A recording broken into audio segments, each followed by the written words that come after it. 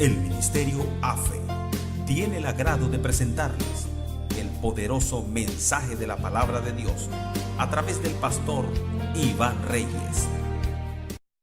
Si trajo Biblia, le pido el favor, levántela, y le pido también el favor de repetir lo que voy a decir. Todo lo que Dios ha escrito en la Biblia es importante. Por lo tanto, fundamentaré mis pensamientos, mis palabras y mis acciones en lo que ella dice y me irá bien. Ya que la palabra de Dios no puede fallar. Todo lo que Dios ha dicho, Él lo hará. Amén.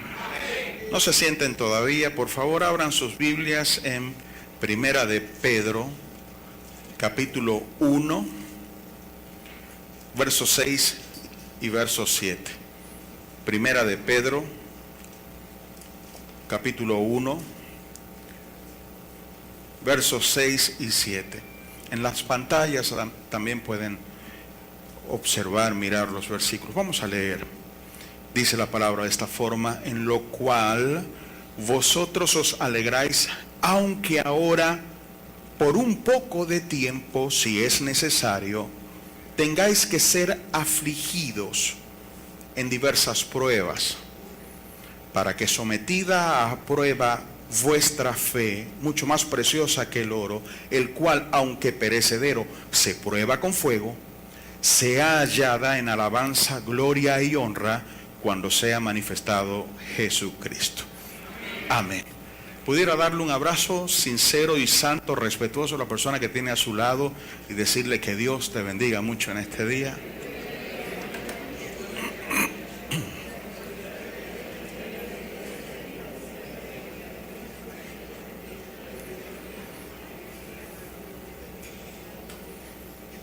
Pueden tomar asiento. Dios les continúe bendiciendo, hermanos.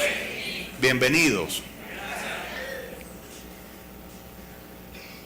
En los últimos 3 domingos estuve hablando algunos aspectos importantes, fundamentales acerca de la fe. Y tengo la convicción de que una verdadera fe, una fe sólida, una fe que se sostenga, no puede carecer de un carácter. O sea, el creyente debe tener carácter en Cristo Jesús. Y cuando me refiero a carácter, no me refiero a que la persona sea tosca, sea peleona.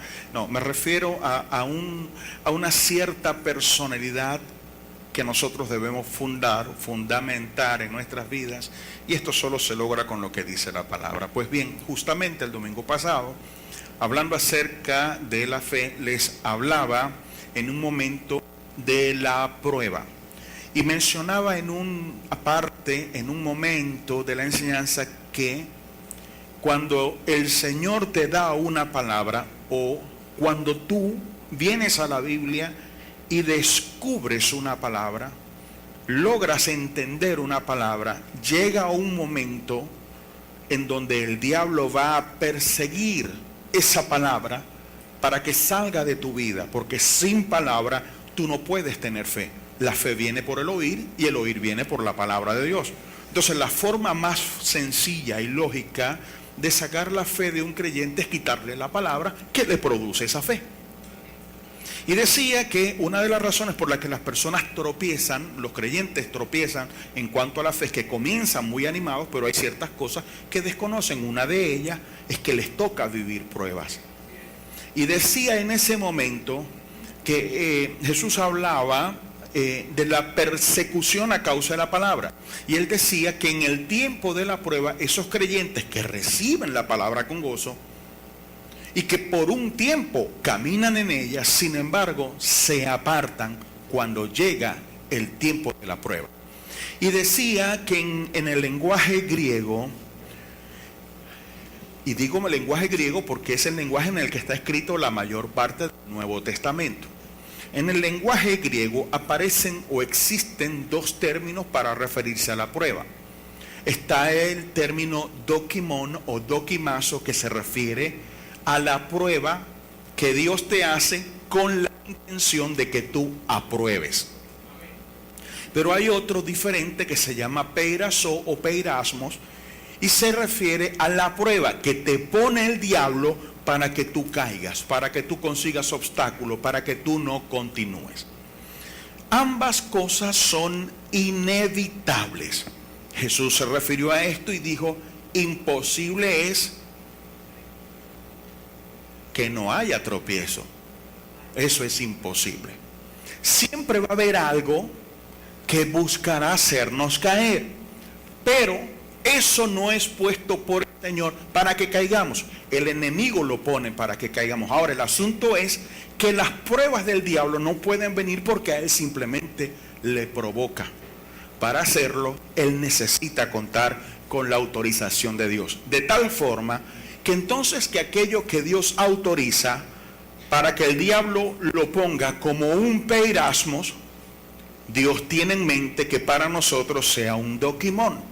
O sea, Dios sabe, cuando permite que seamos probados, Dios sabe que nosotros podemos vencer, que ya en nosotros hay el conocimiento, la fuerza, las cualidades, las características que nos permitirán tener esa victoria. Ahora, es importante que también nosotros sepamos que cuando Dios nos da de su palabra y de su conocimiento, no es para que un domingo nos vayamos contentos y alegres de acá de la iglesia diciendo que bueno estuvo la palabra. No, eso te lo está dando Dios para que mañana o pasado tú lo utilices. Recuerden ustedes, por ejemplo, y volvamos a repetir esta historia, esta frase en la que hemos últimamente acentuado. Cuando Jesús fue a resucitar a Lázaro, recuerden que entonces él cuando llega ya al lugar a la tumba, les dice: por favor, quiten la piedra. Y entonces Marta le dice: Señor, y es de 4 días. Y Jesús le dice: no te he dicho que si creyeres verás la gloria de Dios. Ahora, analizando todo lo que está escrito allí, cuando dice no te he dicho, o sea, es obvio que ya Jesús se lo había mencionado. Pero seguramente en el momento en que Jesús le dijo: si tú crees verás la gloria de Dios, ella no tenía necesidad de creer, porque todo estaba bien. Pero ahora llegó el momento de poner en práctica esa palabra. Llegó el momento de caminar sobre esa palabra. Entonces, a todos nosotros, mis queridos hermanos, nos va a llegar el momento en que nos va a tocar caminar sobre esa palabra. Ahora, Pedro está diciendo, es importante que nosotros no solamente lo veamos, lo entendamos y lo aceptemos, porque esto es para nosotros. Y lo está diciendo uno de los cercanos a Jesús.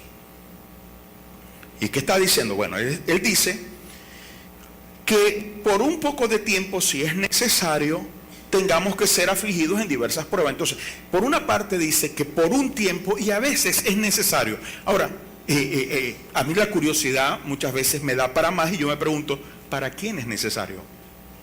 ¿Es necesario para el creyente? ¿Es necesario para el diablo? ¿Es necesario para Dios? Bueno, la verdad es que es necesario para los tres, ya lo voy a demostrar.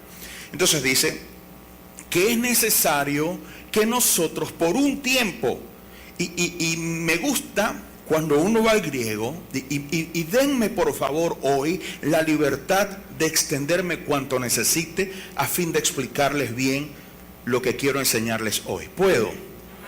Bien. Dice, por un espacio de tiempo. Ahí el término tiempo, sabe que en griego hay 2 términos para tiempo. Está el término cronos, que significa el tiempo histórico que va transcurriendo. Por ejemplo, ¿qué hora es? Es el cronos, son las 8:30. Pero hay otro término para referirse a tiempo que significa una porción con cierta durabilidad de cronos, en donde Dios permite o hace ciertas cosas. A ese espacio de tiempo se le llama kairos. El término que Pedro está utilizando aquí no es cronos, es kairos. Entonces dice, aunque ahora sí es necesario por un poco de kairos, un tiempo reservado por Dios, tiene un principio y tiene un final, pero está administrado por Dios. Y dice, aunque por un tiempo ustedes tengan que ser afligidos con diversas pruebas. La palabra prueba allí es dokimon, o sea, tengan que ser afligidos con lo que el diablo les pone para que tropiecen. Pero no se queda allí. Entonces en el verso 7 dice, para que sometida a prueba, allí el término prueba es dokimon, la que pone Dios, para que sometida a prueba vuestra fe, mucho más preciosa o de mayor valor que el oro, aunque perecedero se prueba con fuego, sea hallada en gloria y honra cuando sea manifestado Jesucristo. Bueno, hay que entender lo que está diciendo. Él dice, el oro, para constatar que es puro, que es bueno, se le aplica fuego. Ahora, no se le aplica el fuego para destruirlo, es para ver la pureza que tiene. Entonces, el fuego de la prueba, el fuego del dokimon, el fuego de esa prueba que Dios permite, es para que tu fe bote cualidades puras que tiene. Y dice, para que entonces sea hallada en alabanza y gloria a nuestro Señor Jesucristo. Les voy a decir, el momento que más cuenta para mostrar la fe es el mal momento, no el buen momento. En el buen momento todos andamos bien, pero cuando estamos bajo la adversidad, bajo la aflicción de la prueba, allí es donde se deja ver o se dejará ver si realmente nuestra fe es pura. Ahora, vemos aquí en estos dos versículos la unión en una misma circunstancia, en un mismo hecho, la unión la unión de los dos términos, o sea, la prueba del diablo y la prueba de Dios. Y cómo aquello en donde el diablo pretende que tú fracases, Dios pretende que tú triunfes. Donde aquello en donde el diablo pretende que tú te apartes, Dios pretende que tú continúes. Allá en aquello donde el diablo espera que tú explotes con quejas y maldiciones, Dios espera que entonces tú explotes en alabanzas y glorificaciones a su nombre. No hay un ejemplo más evidente de eso, de esto que se refiere aquí, que la vida de Job. Ahora, les voy a decir, Job es un personaje único en la Biblia. Y por supuesto, ninguno de nosotros quizá va a ser sometido a todo lo que fue sometido Job. Y el asunto con Job era que Job era un tipo excepcional. Y les puedo decir con toda responsabilidad, y que no suene a cliché, que en toda la Biblia no hay un hombre que supere a Job. A Daniel, por ejemplo, la Biblia lo llama el muy amado. Se ve que en el cielo lo querían mucho. Sin embargo, no hay mayores detalles de cuál era su calidad de vida. Sí hay factores que se expresan, pero no tantos como los de Job. Job era un hombre irreprensible por todas partes, tanto en lo externo como en lo interno. En su corazón, lo que él pensaba, era un hombre excepcional. Es lo que lleva a Dios a jactarse de él. Y entonces, vamos por favor a Job capítulo 1, verso 8 al 12.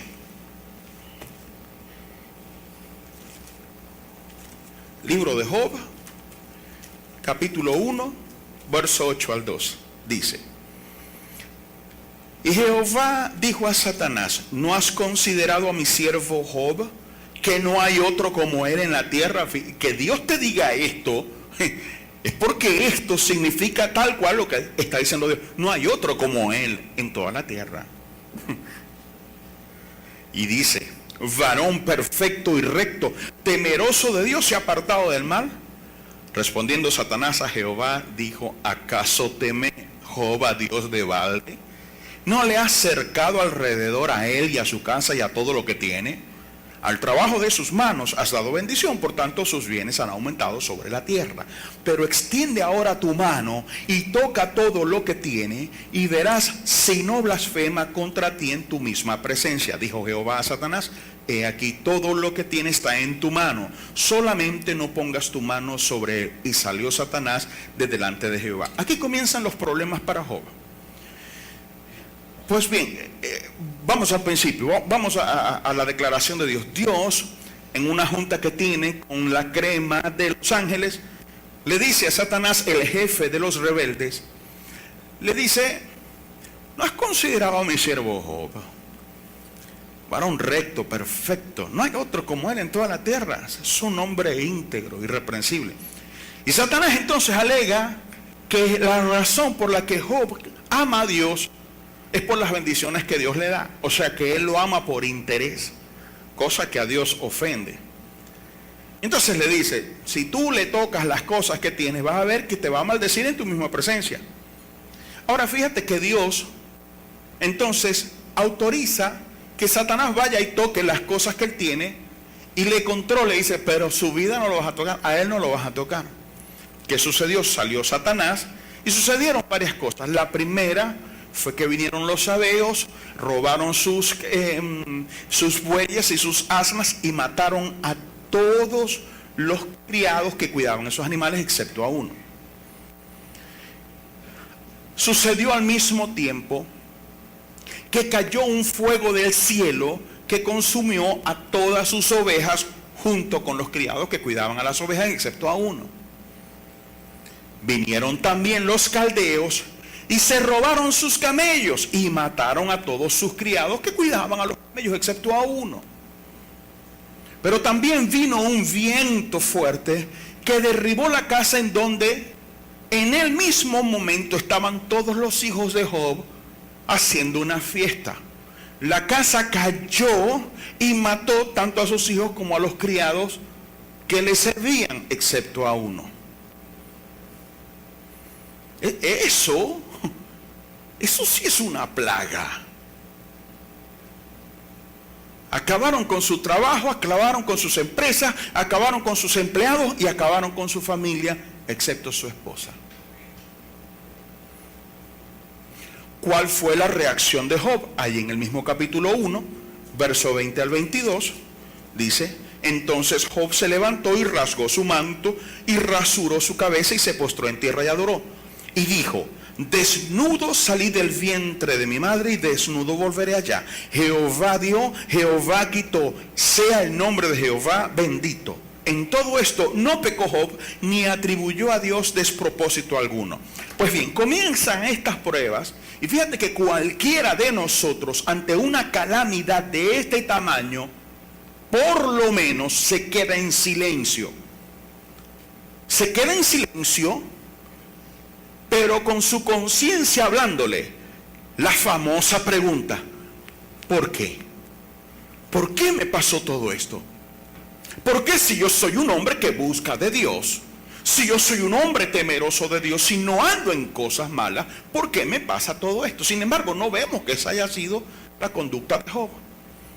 Este hombre se afeitó su cabeza, que era una señal de duelo, rasgó sus vestidos, y lo que hizo fue alabar a Dios, como diciendo: yo no nací con empresas, yo no nací con camellos.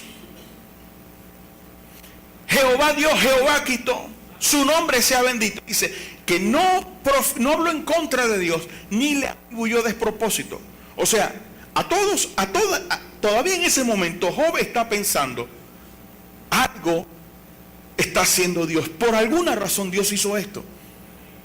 En ese momento, aunque no lo entiendo, aunque no lo conozco, Dios está haciendo algo. Pero el asunto no quedó allí. Vemos más adelante en el capítulo 2, verso 3 al 10, dice: y Jehová dijo a Satanás: ¿no has considerado a mi siervo Job, que no hay otro como él en la tierra, varón perfecto y recto, temeroso de Dios y apartado del mal, y que todavía retiene su integridad, aun cuando tú me incitaste contra él para que lo arruinara sin causa? Esto es importante, porque según estamos escuchándole a Dios decir, lo que le vino a Job no era porque Job lo buscó. Tenga cuidado cuando usted vea que el mal visita a otra persona. Cállese la boca. Cállese la boca. Porque usted no sabe qué está haciendo Dios con esa persona. Además, usted no es juez. Qué mala maña la nuestra de siempre querer decir algo malo, algo condenatorio. eso le vino porque es esto le pasó porque es aquello. Yo sabía que Dios se la iba a cobrar. Cállese, hermano, Dios no habla de esta forma. Fíjense que Dios está diciendo, lo arruiné sin que Él me diera motivo. Qué interesante esa declaración. Pero yo sé que diciendo esto que acabo de decir, en muchos de ustedes se están despertando muchas preguntas. Quizá la primera de ellas, y entonces, ¿por qué pasó esto? Vamos a ver, es que está en la Biblia. Sigamos leyendo, porque no hemos terminado todavía. Estoy en el verso 3, voy al 4. Respondiendo Satanás, dijo a Jehová, piel por piel, todo lo que el hombre tiene dará por su vida, pero extiende ahora tu mano y toca su hueso y su carne y verás si no blasfema contra ti en tu misma presencia. Y Jehová dijo a Satanás, he aquí él está en tu mano, mas guarda su vida. Entonces salió Satanás de la presencia de Jehová e hirió a Job con una sarna maligna desde la planta del pie hasta la coronilla de la cabeza. Y tomaba Job un tiesto para rascarse con él y estaba sentado en medio de ceniza. Entonces le dijo a su mujer, ¿aún retienes tu integridad? Maldice a Dios y muérete. Y él le dijo, como suele hablar cualquiera de las mujeres fatuas, has hablado. ¿Qué? ¿Recibiremos de Dios el bien y el mal no lo recibiremos? En todo esto no pecó Job con sus labios. Fíjate que ahora la cosa va a otro nivel. Porque Satanás ahora le está diciendo a Dios, mira, pero es que este hombre, sí, claro, no te maldijo ahorita, pues, bueno, porque lo arruinaste. Pero si lo enfermáis, si le tocáis el cuerpo, va a ver que en tu presencia te va a maldecir. Y Dios le dice, ve y tócalo. Eso sí, no lo vas a poder matar. Y Satanás tuvo que limitarse a eso. Es importante que nosotros sepamos y aprendamos, y es algo que enseñamos en la escuela de formación cristiana, el mal en la tierra está controlado. Con todo y lo que a nosotros nos parece ser un desborde del mal, créame, pudiera ser peor si no fuese porque el Espíritu Santo lo tiene controlado. Ahora bien, el asunto entonces es que Satanás sale y enferma a Job con una sarna maligna. Y fíjate que acabaron con toda la gente que Job amaba, sus trabajadores, con sus hijos, excepto la mujer. Y la mujer que aparentemente como que no era muy buena, porque entonces va y le dice, que mondenga, todavía tenéis tu integridad, muchachos, seguí bendiciendo a Dios, maldecía a Dios y terminaste de morir. Y él le dice, mujer, como cualquier mujer, tú has hablado. ¿Tú crees que vamos a recibir de Dios lo bueno y lo malo? No vamos a recibir. Y dice que en todo eso Job no pecó. Todavía le viene esa calamidad y Job no maldice a Dios. Job no dice, esto no tiene sentido. En ese momento no lo dice. Pero resulta que esa prueba continúa. Los días pasan, el dolor se acrecienta y dentro de las muchas cosas que él dice, hay una frase que él utiliza que yo sé que la podemos utilizar todos, que nos ha pasado en algún momento. Él dice, en el día deseo que se haga de noche, pero cuando llega la noche deseo que se haga de día. Porque es que uno no consigue descanso. Entonces en el día todo es un dolor y uno piensa que cuando llegue la noche uno va a dormir y a uno le cae insomnio. Y no duerme, la preocupación, y los minutos transcurren más lentamente. Y uno mira el techo y se voltea para un lado y para el otro, nada lo consuela. Sale el sol y el dolor allí. Y así van transcurriendo los días de Job. Pero aparte de esto, vinieron 3 de sus amigos a consolarle, entre comillas. No voy a entrar en detalles sobre ellos, pero lo de ellos fue tan perverso, lo que ellos hacían con Job, que Job mismo los llamó consoladores molestos. Una gente que viene a consolar a otros, pero realmente con su consuelo lo que traen es molestia. Bueno, la situación de Job, o sea, el dolor va empeorando. Él va viendo que como que no hay salida para su situación. Y entonces, como nos sucede a todos, cuando estamos en la mala, siempre el diablo nos pone que observemos al impío, a ese que no busca de Dios y entre comillas le va bien, ese que no se esfuerza tanto trabajando y le sobra el dinero. Compra lo que quiere, come lo que quiere, viaja donde quiere. Nos lleva a verle que no tiene que ir a una clínica, es que nosotros quizás sí. Que no tiene que buscar medicina, es que nosotros quizás sí. Y entonces comienza la disyuntiva mental de por qué ellos, si no buscan de Dios, les va bien. Y por qué a uno que busca de Dios no le está yendo bien. Entonces llegó un momento que ya Job no podía con tanta cosa. Porque es que eran muchas cosas. Y no eran pocas o cosas de poca importancia. Había quedado en la ruina, lo cual es secundario, obviamente. Había perdido a sus hijos. Había perdido a su salud. Y los que decían ser sus amigos vinieron fue a molestarle y a decirle: tú eres culpable de tu propia situación. En el capítulo 10, desde el verso 1 al 3, escuchamos estas palabras de Job. Está mi alma hastiada de mi vida. Daré libre curso a mi queja. Hablaré con amargura de mi alma. Diré a Dios: no me condenes. Hazme entender por qué contiendes conmigo. ¿Te parece bien que oprimas, que deseches la obra de tus manos y que favorezcas los designios de los impíos? Bien, estos 3 versículos resumen mucho de cómo él dice la amargura que él tenía ya en ese momento. Y como no tenemos el tiempo para estudiar toda la historia, ir a pasajes, leer capítulos, etc., les comentaré que Job llegó a un momento en donde entró en un conflicto de fe. Porque él decía, y aquí lo revela, o sea, pero ¿por qué al justo le va mal y al impío le va bien? Ahora, yo sé que todos nosotros alguna vez lo hemos pensado. Claro, uno lo ha pensado cuando uno está en la mala. Uno lo ha pensado. Job dice entonces: pero ¿de qué me vale entonces a mí haberme consagrado a Dios? ¿De qué me vale a mí haberme apartado de las cosas que me aparté si me vino esto? Ahora, nosotros somos quienes sabemos lo que Satanás habló con Dios. Job no lo sabía. Aparece en el libro, mas él no lo sabía. Esto aparece en el libro porque a aquel a quien Dios le dio la comisión de escribir este libro, se cree que fue Moisés, Dios le explicó este detalle, mas a Job no se lo explicó. Entonces Job entró en un conflicto en donde él decía: ok, yo quiero entender por qué me está pasando esto. Y entonces, como los que venían en el nombre de Dios, entre comillas, a consolarle, lo que hacían era molestarle más. Y no le daban respuestas. Son esas respuestas prefabricadas. No, usted va a ver, hermano, que todo va a cambiar. A veces uno escucha esas cosas y es como que si se dijesen por decir. ¿Cuántos entienden lo que hablo? Ahora, no digo que cada vez que se diga por decir, pero es que a veces las palabras suenan huecas.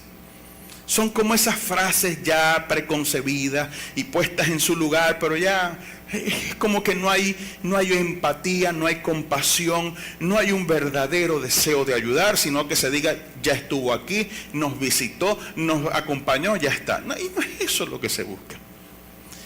Entonces Job, además de que, quiere saber por qué está pasando lo que le pasó, y además de la molestia de sus amigos, entonces él entra en otro conflicto en donde sí comienza a hablarles a Dios y le dice: ve, yo quiero que te me aparezcas, yo quiero que hablemos y me expliquéis por qué es esto. Yo te pregunto y vos me respondés, o al revés, pues vos me preguntás y yo te respondo. Todas esas cosas que nosotros decimos cuando estamos molestos. Yo no sé usted, pero yo he tenido mis momentos en los que yo he retado a Dios y que Dios, gracias a Dios, ya me perdonó esas cosas. Pero es que uno está rodeado de tantas cosas que uno dice: Dios mío, pero ¿cuándo voy a salir de esto? Y cada día se añaden más. Dios mío, yo quiero que me habléis. Habladme, yo veo que vos le habláis a otros, háblame a mí. Job quería saber por qué le pasaba lo que pasaba. Él sabía que algo lo había producido, mas no sabía qué era. Ahora, él comienza a citar su justicia y dice todo lo que él hacía, lo que él pensaba. Ese hombre, mis queridos hermanos, era un hombre irreprochable y con toda razón Dios se jactó de él. Qué bonito es que Dios pueda jactarse de uno así. Pero claro está. No todos somos Job. No todos somos Pablo. No todos somos Moisés. No todos somos Pedro.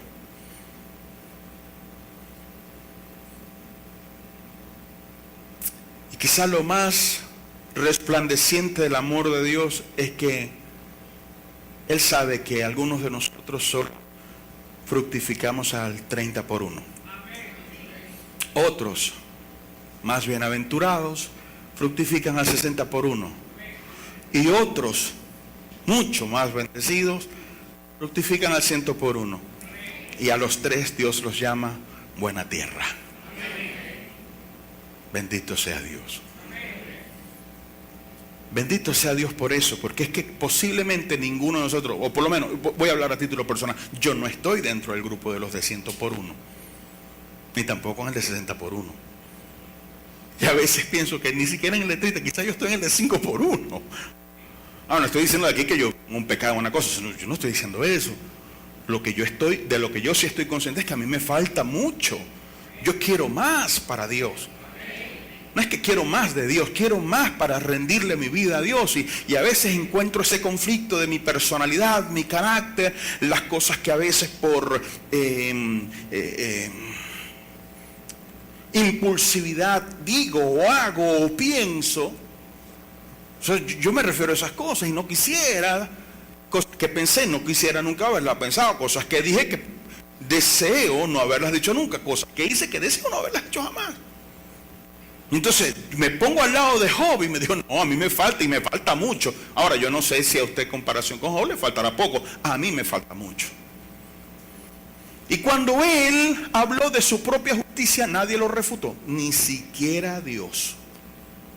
Y claro, Dios tampoco podía refutarle porque entraría en una contradicción consigo mismo, porque ya Dios se había jactado de él 2 veces. Y había dicho, hombre temeroso de Dios, perfecto, apartado del mal. O sea, Job, a pesar de su prueba en su carácter, él no empeoró, él mejoró. Hasta que, sí, bajo estas circunstancias, su conflicto, él no estaba maldiciendo a Dios, él entró en un conflicto, pero ¿por qué me va mal si yo busco a Dios?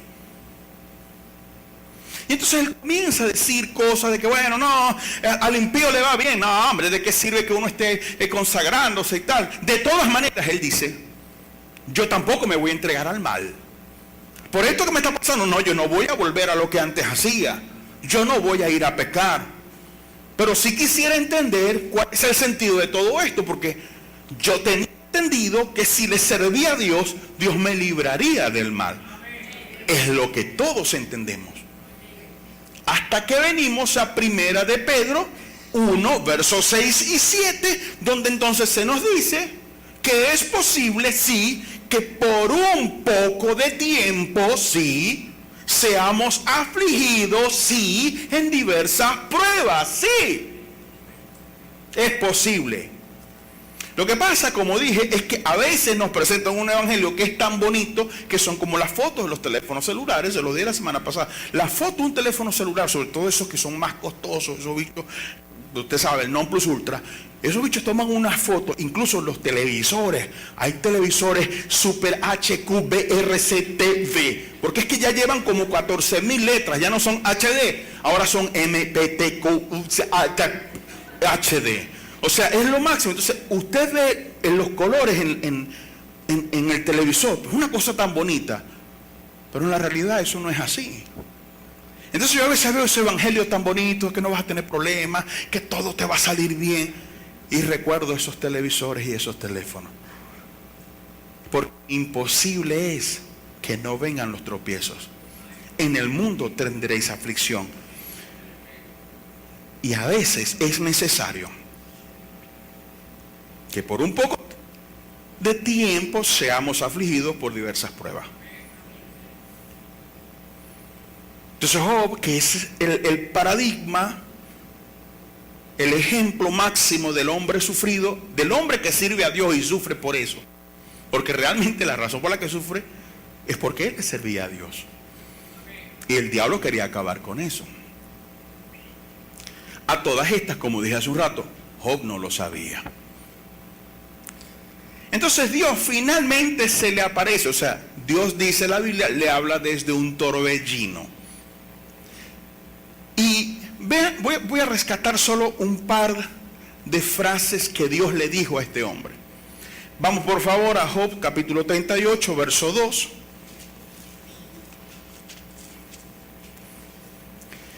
¿Quién es ese que oscurece el consejo con palabras de sabiduría? Con palabras sin sabiduría. Dios le dice, bueno, ¿quién es este que anda hablando todas estas pistoladas aquí? Lo que dice este hombre tiene sentido. Ahora, a Job le parecía que tenía sentido porque estaba afligido y porque estaba confundido. Luego dice, en el capítulo 40, verso 2, ¿es sabiduría contender con el omnipotente? El que disputa con Dios, que responda a esto. O sea, ¿tú crees que es sabio pelear con Dios? Capítulo 40, verso 8. ¿Invalidarás tú también mi juicio? ¿Me condenarás a mí para justificarte tú? O sea, Dios le está diciendo a Job, ajá, vamos, qué bonito, ¿no? Vos venís y distorsionáis todo lo que está pasando, entonces me hacéis quedar mal a mí, pero vos te ponéis bien. Vos te dejáis parado como el inocente, como que... Ahora, no era que Job era culpable, oído. Ya Dios dijo, me incitaste a hacerle esto sin causa. Pero había otra razón de mayor valor.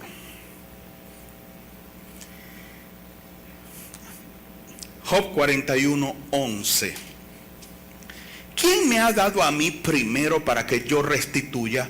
Todo lo que hay debajo del cielo es mío, le dice Dios. O sea, Dios, en todo lo que Dios le habla, desde el capítulo 38, capítulo 41, Dios le dice a Job, ven acá,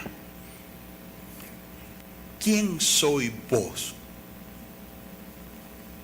Para estarme hablando así y estarme tuteando de esta forma. ¿Quién soy vos? ¿Dónde estabas vos cuando yo hice el cielo y la tierra? ¿Dónde estabas vos cuando yo puse a la tierra a guindar en el espacio sin ponerle una cuerda?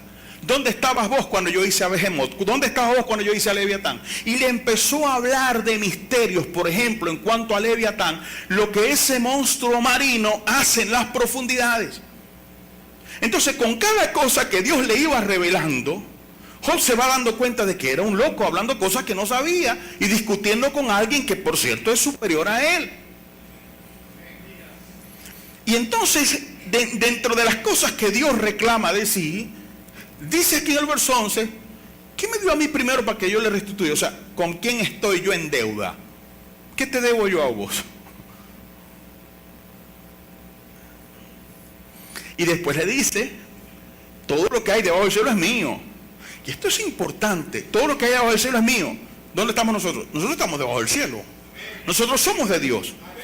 Veamos algunas cosas que tienen que ver con el hecho de que somos propiedad de Dios y con aquello que Dios puede hacer con su propiedad. Bien, el pasaje clásico, Jeremías 18:2. Como sabrán algunos o recordarán algunos de ustedes, el capítulo 18 fundamentalmente habla acerca de la casa del alfarero a donde Dios envió a Jeremías. Y Jeremías vio lo que el alfarero hacía con el barro. Y entonces dice, en el verso 6, Dios dice, ¿no podré yo hacer de vosotros como este alfarero, o casa de Israel? Dice Jehová, he aquí que como el barro en la mano del alfarero, así sois vosotros en mi mano, oh casa de Israel. Claro, esto se lo está diciendo a Israel directamente, pero como ya él declaró que todo lo que está debajo del cielo es suyo, no solo le cabe esto a Israel, también te cabe a ti. ¿No puede Dios hacer contigo lo que quiera? Entonces quizá alguno en este momento dirá, entonces pastor, no hay garantía de que yo vaya a estar bien. Un momento, por favor. Romanos capítulo 8, verso 28, todos lo conocemos. Y sabemos que a los que amamos a Dios, todas las cosas nos ayudan para bien. A los que amamos a Dios sabemos eso. El que no ama a Dios no lo sabe. El que ama a Dios lo sabe. Todo ayuda para bien. Y claro, la declaración implícitamente está hablando de los malos momentos. Y esos malos momentos, paradójicamente, obran para bien. Cuando Dios así lo permite. No cuando tú eres la causa del huracán. Porque una cosa es que tú vivas en pecado, vengas a vivir esas consecuencias. Eso es otra cosa. Ahora, yo estoy presumiendo que usted no está en pecado, que usted no lo ha producido y le han venido calamidades, y usted se pregunta, ¿por qué? En cierta forma se identifica con Job. Primera de Pedro, capítulo 3, verso 17. Esto es interesante, dice, porque mejor es que padezcáis haciendo el bien, si la voluntad de Dios así lo quiere, que haciendo el mal. Que la voluntad de Dios quiere ¿qué? Que padezca haciendo el bien. Claro, eso no significa que toda la vida va a ser así. Ya Pedro aclaró en el primer capítulo, por un poco de tiempo. Diga conmigo, por un poco de tiempo. Dígaselo al que tiene a su lado, por un poco de tiempo. Deuteronomio 29, 29. Si usted no conoce este pasaje, márquelo, subráyelo, apréndaselo de memoria. Deuteronomio 29, 29. Las cosas reveladas pertenecen a nosotros y a nuestros hijos para siempre, mas las ocultas pertenecen a Jehová. Entonces resulta que hay cosas que tú nunca vas a saber el por qué. Entonces, si tú tropezaste con el hecho de que no se te dio una respuesta y después de allí no pudiste levantarte o no has podido levantarte, debes aceptar que Dios en su potestad se reserva el derecho de responder cuando Él quiera. Alguno pudiera decir en este momento, entonces Dios es un arbitrario, porque Dios hace lo que Él quiere, así uno se porte bien. Dios no es ningún arbitrario. Primero, cuando nosotros sufrimos, Él sufre también. Isaías capítulo 63, verso 9.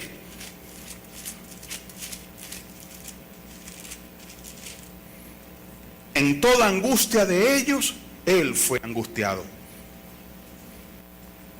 En toda angustia de ellos, Él fue angustiado. Cuando el pueblo de Israel era angustiado, Dios se angustiaba también. Evangelio según San Juan, capítulo 11, verso 33 al 35. Jesús entonces, al verla llorando, y a los judíos, que le acompañaban también llorando, se estremeció en espíritu y se conmovió. Y dijo, ¿dónde le pusisteis? Le dijeron, ven y ve. Jesús lloró. Desde el momento en que Lázaro enferma, Jesús sabía que Lázaro iba a morir. Y Él sabía que Él lo iba a resucitar. Y Él sabía que Lázaro resucitaría. Sin embargo, cuando Él llega allá y finalmente se consigue con María, la vio que lloraba y todos los judíos estaban llorando también. Y Jesús en ese momento, Él sabe que Lázaro va a resucitar. Él viene con buenas noticias. Sin embargo, al ver el sufrimiento de ellos, dice la Biblia, se estremeció y se conmovió y lloró. Entonces, no es tampoco insensibilidad de parte de Dios. Ahora, para responder esto de si Dios es o no es arbitrario, pues claro, de una vez afirmo, Dios no es arbitrario. O en todo caso niego, ¿verdad?, que Dios sea arbitrario. Dios no es arbitrario. Porque el arbitrario hace lo que le place sin tener motivos para ello. Sin embargo, Dios, cuando permite las pruebas, según Romanos 8:28, es porque eso va a obrar para tu bien. Número 1. Según Primera de Pedro, capítulo 1, versos 6 y 7, es para que tu fe pueda producir aquello para lo cual fue plantada en ti, porque la fe no es solo para que Dios te dé bendición. La fe es para caminar agarrado de Dios inquebrantablemente. Cuando Dios hizo al hombre y lo puso en el Edén, todo lo que había era bueno excepto un árbol. Todo estaba permitido excepto un árbol. El árbol del conocimiento del bien y del mal. Y Dios les dijo, de todos los árboles del huerto podrás comer, pero de ese no podrás comer, porque el día que de él comieres, ciertamente morirás. Había allí, y en efecto así fue, la posibilidad de la desobediencia. Pero es que la verdadera obediencia no puede aparecer si no existe la posibilidad de la desobediencia. Y la única forma, mis queridos hermanos, en que nuestra fe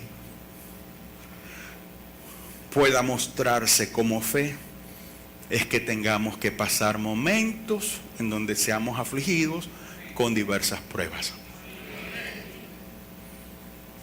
¿Sabe? Hay cosas de Dios que van más allá de nuestra razón.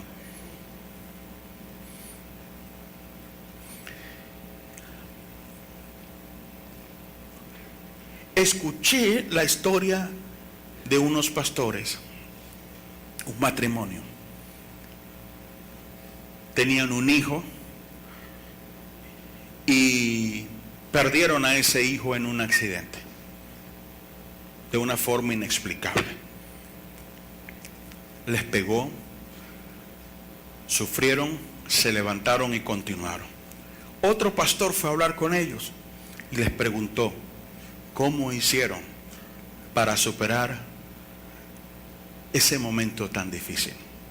Y ellos dijeron esto: decidimos que no cambiaríamos lo que conocíamos de Dios por lo que no conocíamos. Las cosas reveladas pertenecen a nosotros y a nuestros hijos para siempre. Las ocultas le pertenecen a Dios. Él está en potestad de reservárselo, y si lo reserva,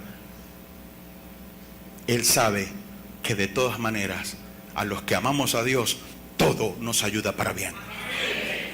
Diga al que tiene a su lado, todo obra para bien.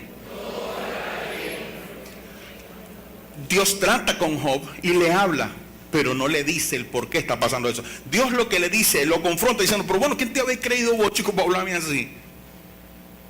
Y después que le revela lo pequeñito e ignorante que Job es, en el capítulo 42, desde el verso 1 al verso 6, le dice, respondió Job a Jehová y dijo, yo conozco que todo lo puedes y que no hay pensamiento que se esconda de ti.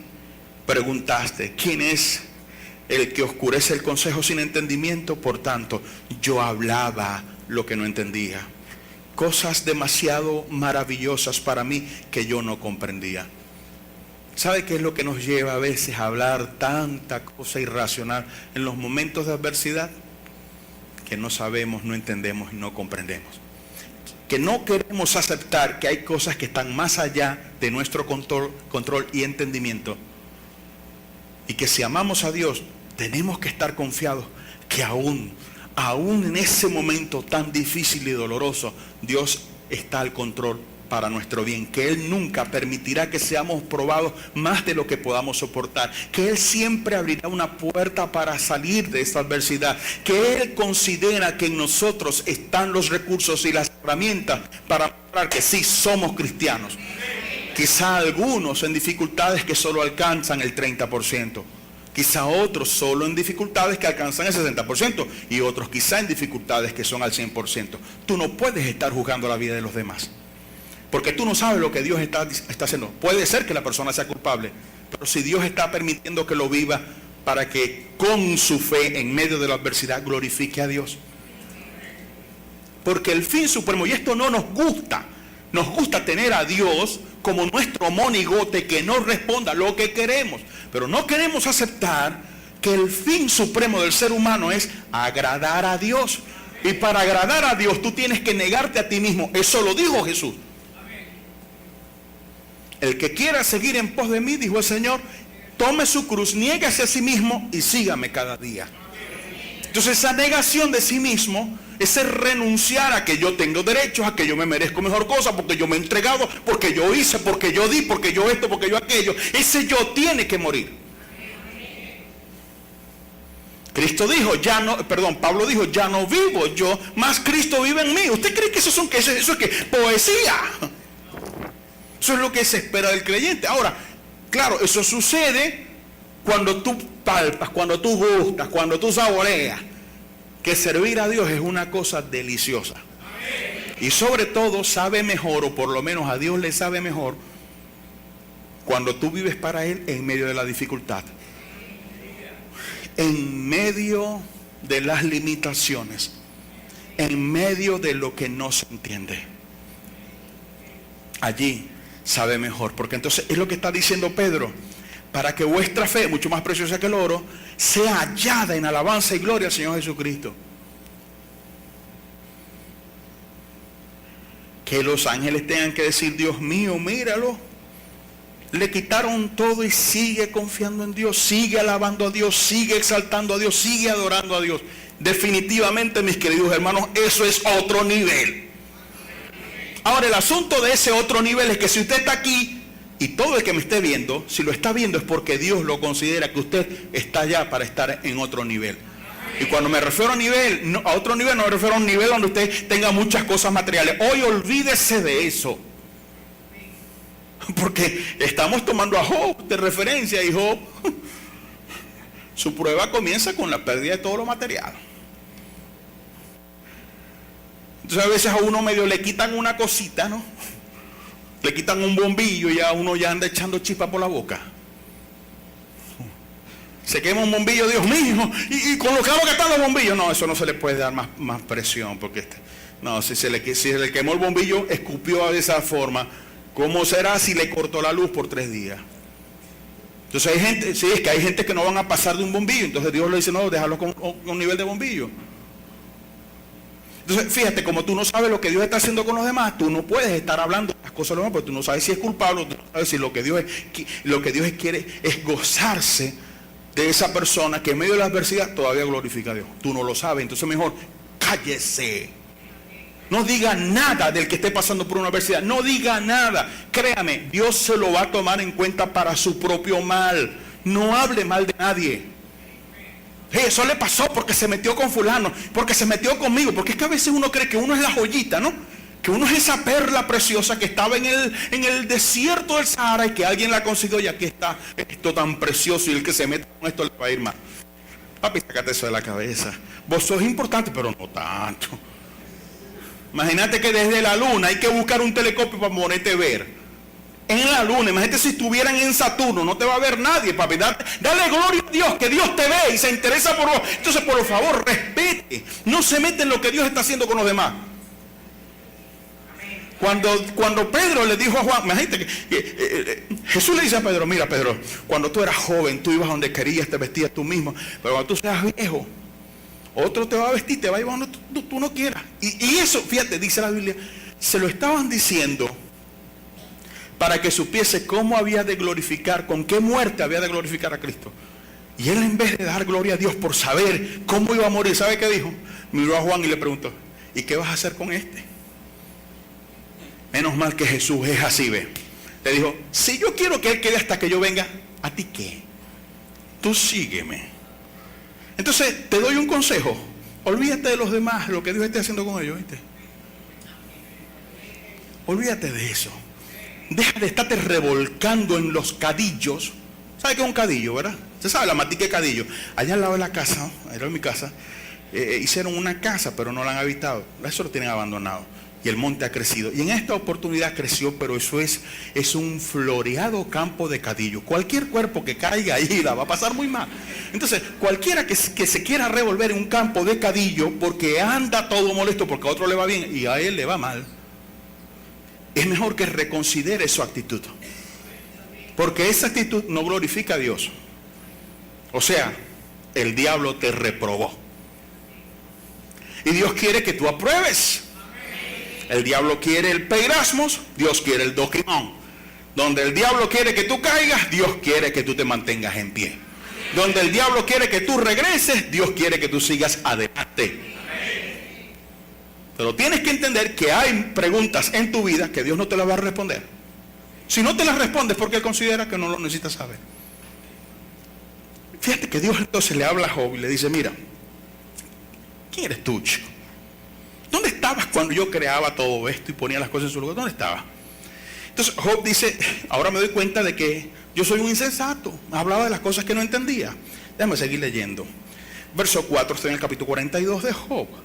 Oye, te ruego y hablaré, te preguntaré y tú me enseñarás. De oída te había oído, mas ahora mis ojos te ven. Por tanto me aborrezco y me arrepiento en polvo y ceniza. Bueno, les voy a decir que Job, lo que más Job quería era que Dios le hablara. Y Dios le habló, aunque no lo que él quería. Porque Dios no le dijo a Job, estás pasando por esto por tal y tal razón. Dios no se lo dijo. Pero Job agarró aliento que Dios le habló. Por lo menos para decirle, estás equivocado, pero le habló. Y en medio de su enfermedad, por primera vez, consiguió paz. Y pienso, y para quienes les ha tocado en algún momento circunstancias más duras y con mayor cantidad de ellas, que a veces uno, más allá de que la situación cambie, que uno espera que la situación cambie, lo que a uno realmente le consuela es saber que Dios está allí, que Dios está allí. Que uno pueda decir, no entiendo, y esto me duele mucho, pero Dios está conmigo. Algo bueno va a salir.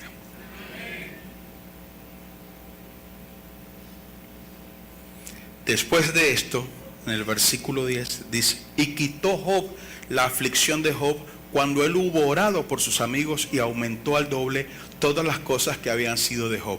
Ahora, fíjense, ¿no? Dios no lo sanó de inmediato que trató con él y inmediatamente después que Job se arrepintió. Dios no hizo eso, pero ya Job estaba bien.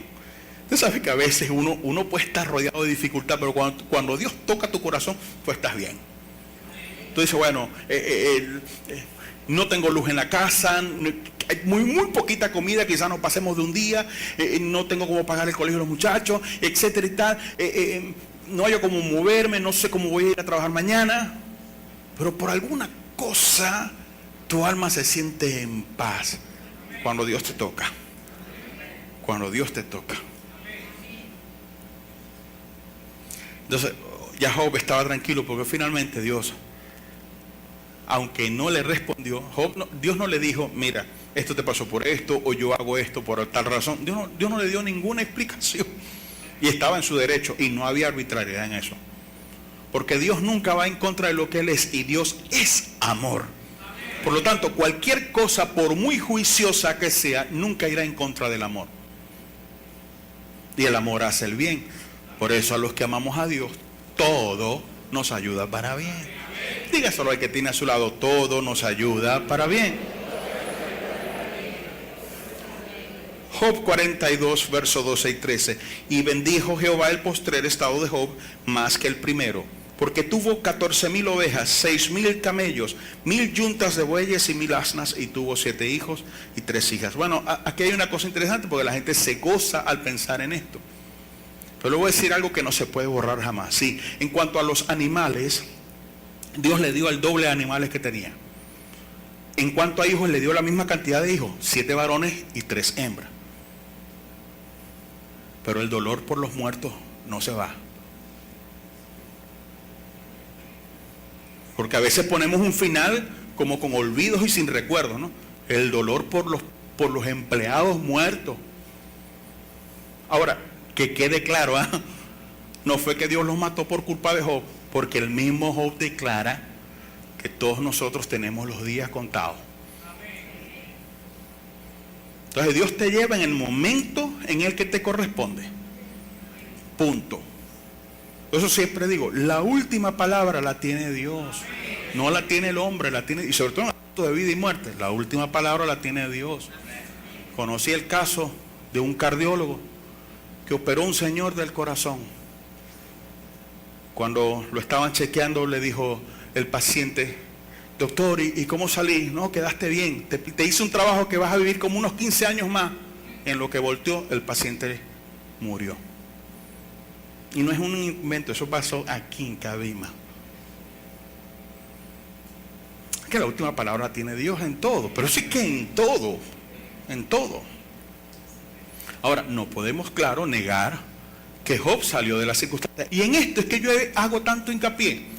No es que no va a venirte una aflicción, te va a venir aflicción, pero vas a salir de ella, porque recuerda, por un corto tiempo, por un corto tiempo. Lo dijo Pedro, aunque ahora si es necesario, por un corto tiempo seráis afligidos, diversas pruebas. Es por un corto tiempo. Esto no te va a durar toda la vida. Lo que estés viviendo, mi hermano, no te va a durar toda la vida. Es por un corto tiempo. Eso va a acabar. Por eso dice la Biblia: muchas son las aflicciones del justo, pero de todas ellas le librará Jehová. De esto Dios te va a sacar. Ahora, no es que Dios te hace inmune a la adversidad. No, lo que Dios promete es sacarte de ella. Pero ya advirtió: imposible es que no vengan. Imposible es que no vengan. Santiago capítulo 5 verso 11. Ya voy a terminar. Gracias a Dios, dirán algunos. Ese hombre sí habla. Y aquí tenemos: por bienaventurados a los que sufren. Habéis oído de la paciencia de Job.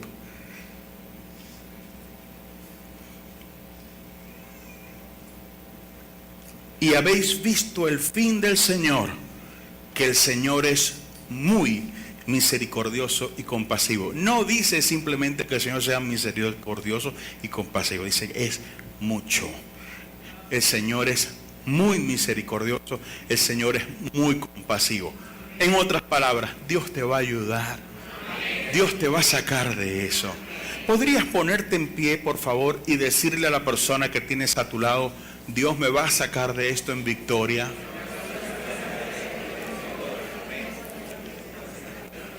Y mientras esto dura, amados hermanos,